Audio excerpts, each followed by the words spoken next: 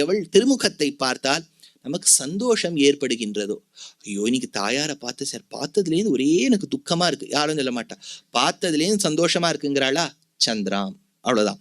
அடுத்தது லக்ஷ்மி தந்திரத்துல, அதாவது எவ்வளவோ கோட்டி லட்சக்கணக்கான சந்திரன்கள் ஒன்று சேர்ந்தால் அந்த சந்திரர்களின் ஒன்று சேர்த்தி உடைய வெளிச்சம் இருக்கு பாரு, அது என்னுடைய வெளிச்சத்துல ஒரு சின்ன ஃப்ராக்ஷன்.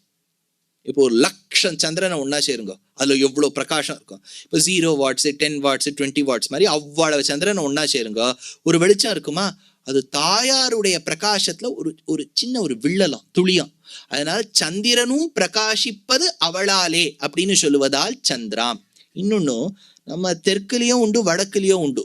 என்னன்னா சந்தா மாமா, அம்புலி மாமா சொல்றோம். சார் மாமாங்கிற வார்த்தை எதுக்கு சார் அம்புலிக்கு போடுறோம் அப்படின்னா, மாமா என்கின்ற வார்த்தை நல்ல வார்த்தை. அது நம்ம தமிழ்ல அது ஒரு மாறி எடுத்தோம்.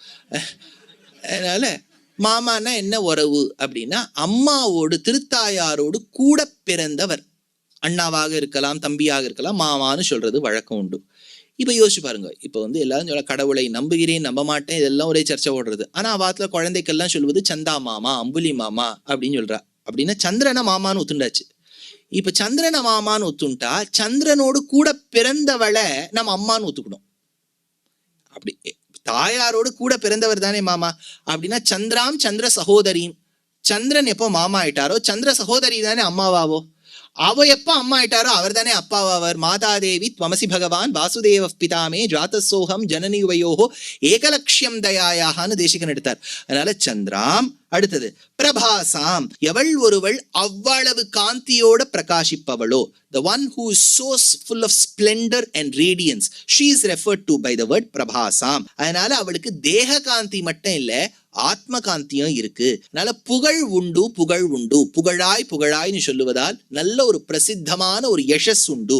அதனால பிரபாசாம் யசசா ஜுவலந்தீம், பிரகாசமானாம். ஜுவலந்தி அந்த முன்னாடியே வந்துருத்தோ. அதனால ஸ்வர்க்கம் இது ஒரு சூக்ஷ்மமான ஒரு விஷயம். லக்ஷ்மி தந்திரத்திலேன்னு சொல்றா 6 அக்னிகள் இருக்கான். ஸ்வர்க்கம், பர்ஜன்யலோகம், பூமி, புருஷன், ஸ்திரீ, லௌகீகம்.